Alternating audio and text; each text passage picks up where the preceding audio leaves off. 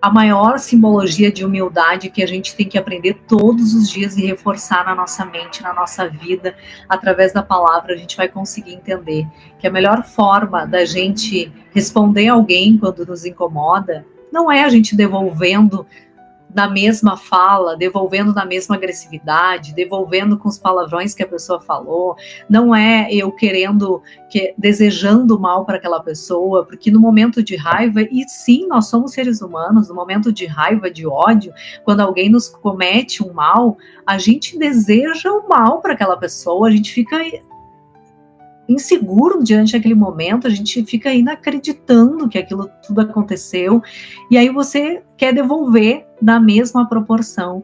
Quantos casais acontecem isso? Quantos filhos que não têm a ver com essa história são proibidos de conviver com o pai ou com a mãe, porque existe uma briga de pessoas adultas que deveriam ter maturidade o suficiente de fazer com que aquela criança que não escolheu estar ali, mas que ela não perca a convivência com seus pais, não importa de qual lado é, mas o que mais acontece isso é banalizar as relações, o casamento, a família, e é uma forma de vingança, virou uma moeda de vingança das pessoas, proibiu seus filhos de ter contato com o pai ou com a mãe, como uma forma de se vingar. Essa não é a ferramenta que a gente aprendeu. E se não, quando você usa dessas ferramentas, que elas não têm valor nenhum, você está tentando usar de algo achando que é o poder maior que você tem e é uma forma de você castigar o outro. Você está se castigando, você está se ficando presa em uma situação que isso vai trazer uma dor por muitos anos na sua vida, vai trazer um elo de dor para você, para o seu filho, para quem... Estou trazendo esse exemplo porque, infelizmente, ele é comum hoje em dia.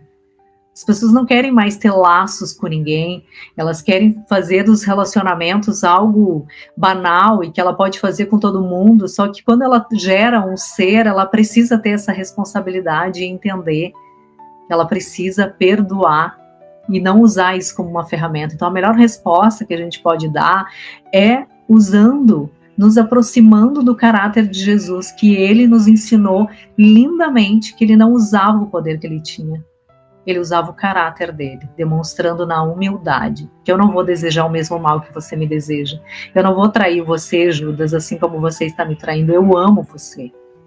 A humildade faz a gente sempre voltar para trás e pensar e nunca esquecer de onde a gente saiu. E lembrar que se você está naquele lugar, você não é melhor e maior que qualquer outra pessoa ali.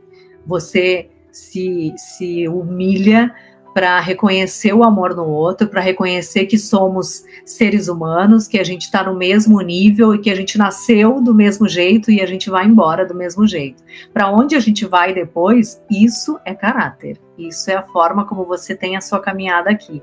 Mas não importa o quanto de dinheiro você tem, a família onde você nasceu, o tanto de cursos que você fez, o tamanho da sua inteligência, do seu lado intelectual, não importa. Todos nós somos seres capazes de acabar da mesma forma.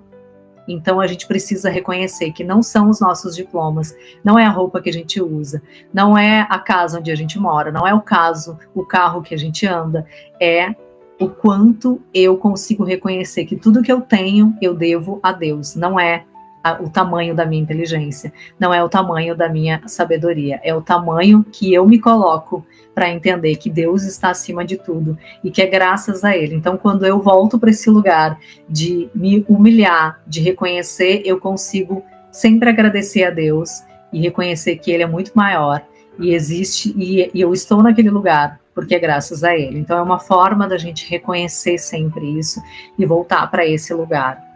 A gente compara as situações e a gente deixa de viver o extraordinário de Deus muitas vezes porque a gente olha para aquele lugar de servir e a gente acha aquilo feio, a gente acha aquilo menor, a gente acha que a gente está num outro nível e que se eu aceitar aquela posição ou se eu me curvar para aquele momento, eu vou me diminuir.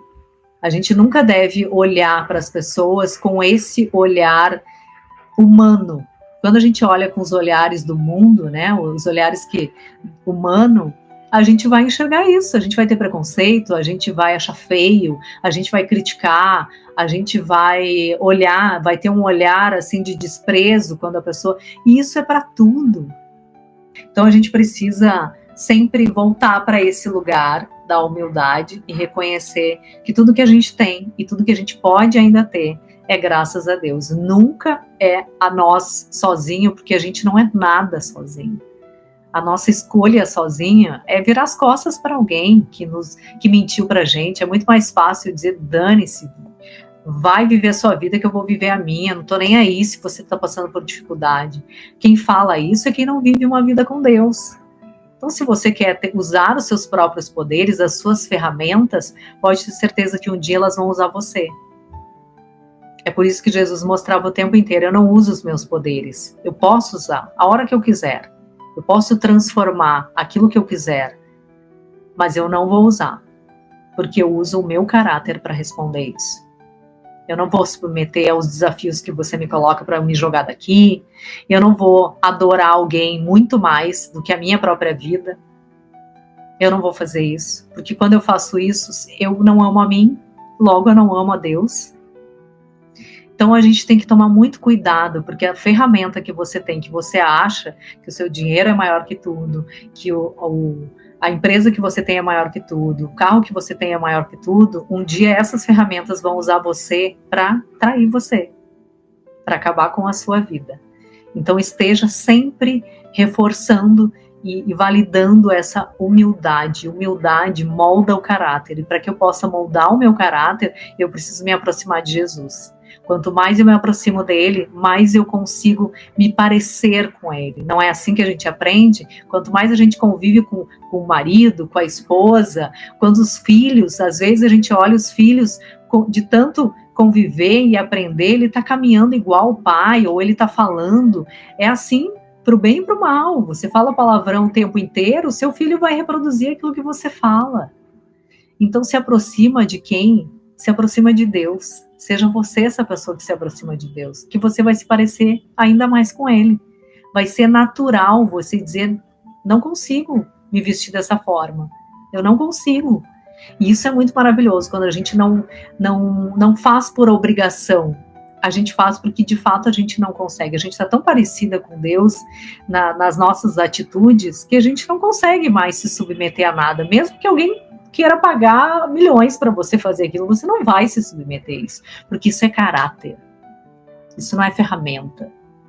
E caráter é uma questão de humildade. Humildade é uma questão de fé, de crença. E crença e fé não é ferramenta. Não é ferramenta, não é a lei da atração, não é pensar positivo.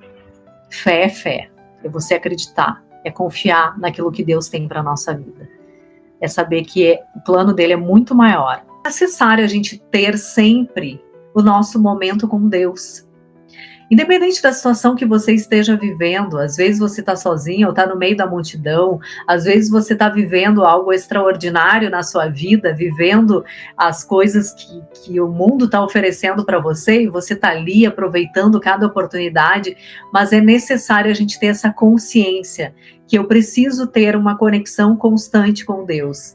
Independente se eu estou feliz, triste, alegre, eufórica, não importa o meu estado do momento, o que eu não posso deixar de ter, independente da situação que eu esteja vivendo, é a minha conexão constante com Deus. Porque Jesus nos ensinava isso o tempo inteiro. Ele não só ensinava, mas ele era exemplo nisso. E a melhor coisa que a gente pode tirar são os bons exemplos. Eu já falei para vocês, não adianta a gente acreditar em Deus, a gente querer falar sobre ele, mas a gente só lembrar de se conectar com Deus quando a gente vai numa igreja, quando a gente vai num culto, ou quando a gente está com um problema. Não, é fazer disso uma conexão constante, assim como Jesus foi exemplo durante toda a sua passagem aqui, os seus longos 3 anos registrados aqui, né? Porque até os seus 30 anos tem nada de passagem dos 12 anos dele até os 30 anos, não, a gente não tem registro.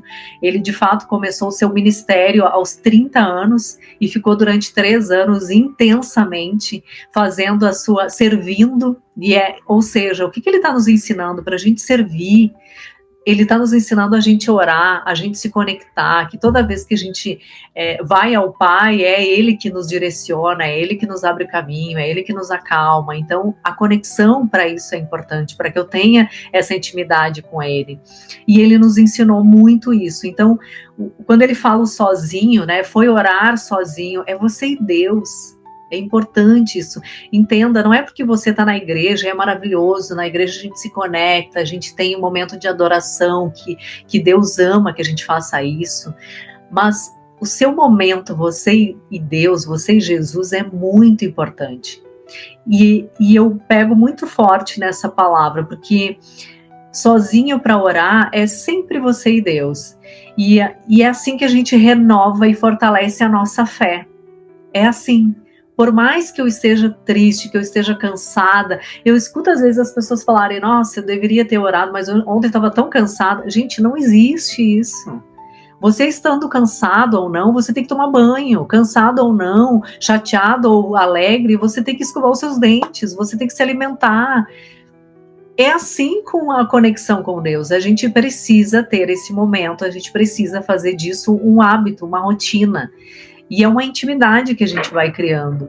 Até para você desabafar, mesmo que você não... Eu tenho os meus momentos que eu falo com Deus exatamente isso. Eu falo, olha, Deus, hoje eu tô assim, tô cansada, me perdoa, tô desanimada, hoje eu não realmente assim, não sei nem o que é, mas me dá ânimo, me dá disposição. Você cria uma intimidade, até para dizer que você não tá com ânimo e você não sabe por quê, mas você pede para Ele. Então, é nele que a gente tem que se conectar sempre. E essa é uma chave que eu entendi aqui, porque faz questão de dizer, senão ele contaria só um milagre, ele contaria só o sobrenatural. Os discípulos estavam no barco e Jesus andou sobre as águas. Mas quando tem esses detalhes, eles são ricos, eles nos direcionam para essa palavra. Estava no meio da multidão. Quando eu saio da multidão, talvez... O que a gente faz quando a gente sai do meio do trabalho, da nossa rotina, da correria do dia a dia? A gente só quer chegar em casa.